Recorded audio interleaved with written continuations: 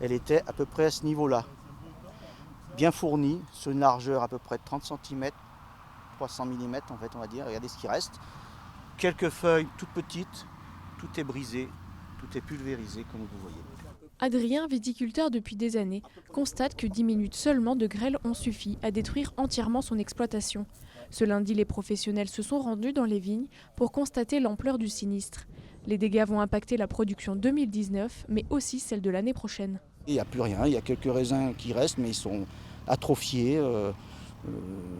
On est déjà 15-20 juin, donc on a une période déjà cruciale pour pleine floraison, début floraison. Donc là, l'année récolte ici sur cette parcelle de Mondeuse 2018 sera nulle.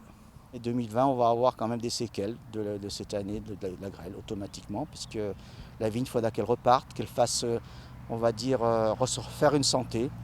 Une année, on va travailler pour rien en fait, tout simplement. À Premont, Chignin ou encore Millan, les exploitations sont détruites de 40 à 100%.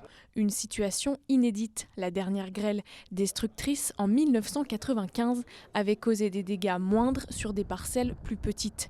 Le milieu viticole est de plus en plus tributaire des conditions météorologiques. Cette grêle qui survient en 2019 est consécutive à un gel très violent sur le printemps 2017.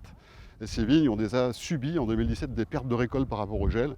Et cette année, de nouveau, la grêle vient frapper et handicaper aussi potentiellement la récolte 2020. Donc on est sur des conséquences très très graves, très très lourdes, avec des accompagnements à trouver, à imaginer.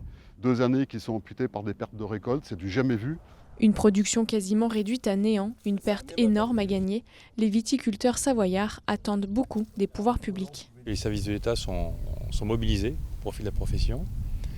Et nous allons dès mercredi mettre en place un groupe très technique de travail pour analyser les situations individuelles. Alors, il y a des choses très connues comme le dispositif catastrophe naturelle et les calamités agricoles, mais qui ne s'adaptent pas forcément à toutes les situations.